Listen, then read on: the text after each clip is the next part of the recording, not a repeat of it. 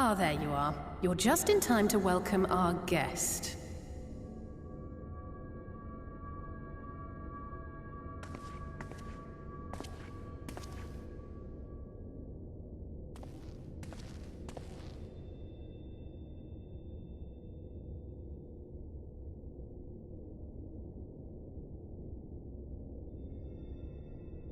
Please. Did I not explicitly tell you that we would be meeting again soon? Lest you forget, I made you a promise. I have no intention of meddling with your mission. I come only to observe.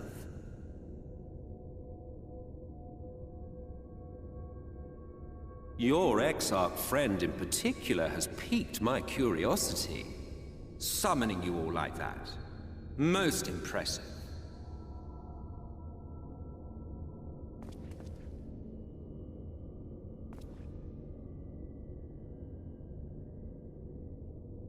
You honestly expect us to believe you've come only to observe? Or that you might deign to lift a finger to aid our cause if called upon?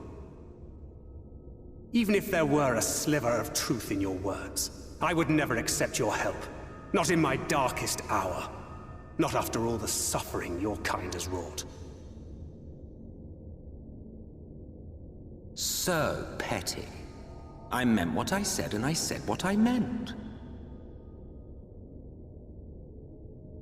Wage your war against the Sin Eaters, put each and every Light Warden to the sword, prove yourselves heroes, brave and true, and I will be glad to embrace you as allies. Allies worthy of bearing the burden of truth. Surely such a partnership would be preferable to yet another round of fisticuffs.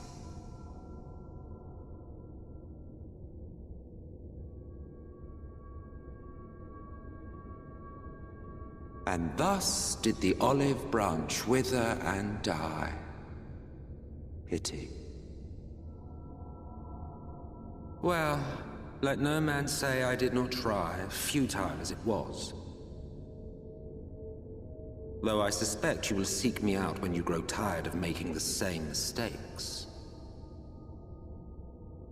Difficult decisions lie ahead of you. Decisions best made with the benefit of knowledge to which only the Eternal are privy.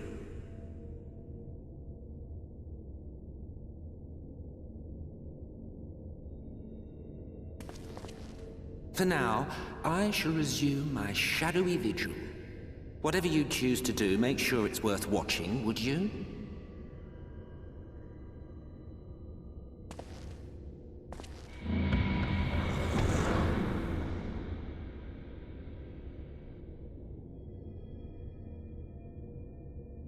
What was that all about?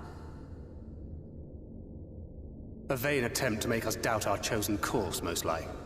As if we'd believe a word that passed his lips. Unless you think there is some truth in what he says.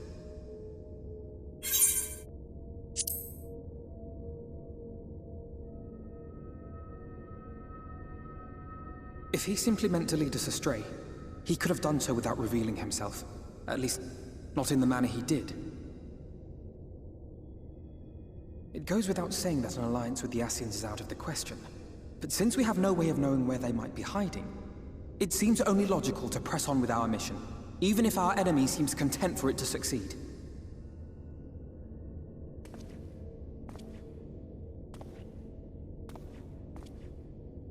Then let us discuss the Sin Eaters. I would begin by thanking you all for your efforts thus far. In striking down the Light Wardens of Lakeland and Ilmeg, you have accomplished more in your short time here than all of our forces managed in the last century. That may be, but the Wardens of Calusia, Amareng, and Raktika remain. Indeed, and their precise whereabouts are as yet unknown.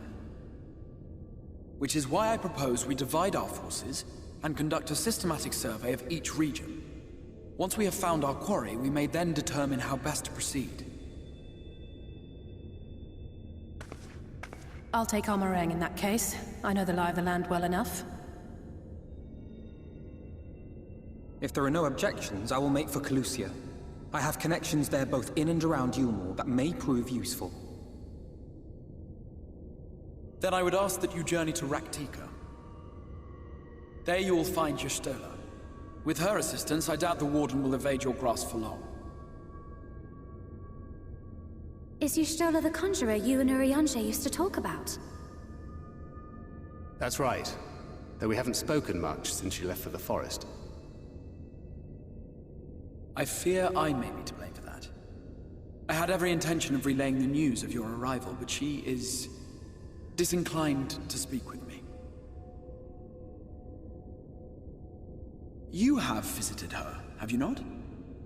Might I trouble you to... 'Twould be no trouble. My thanks. While you are all out in the field, I shall be here attending to business.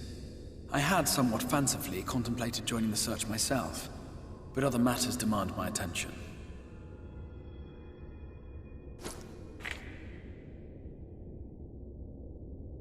What's that? A missive from Lord Vorthry. He invites me to join him in Yulmore to discuss the recent conflict at Lida Luran. And? Did he even bother to offer any bait? It's obviously a trap. I should be surprised if it were not. Nevertheless, I must seize this opportunity to speak with him, even if only a few words are exchanged. Though my power will be much diminished so far from the tower, it is a risk I am willing to take.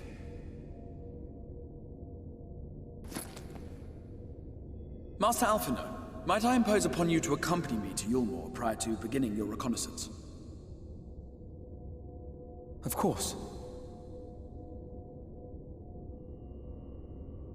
Then let us make ready. Safe travels to you all.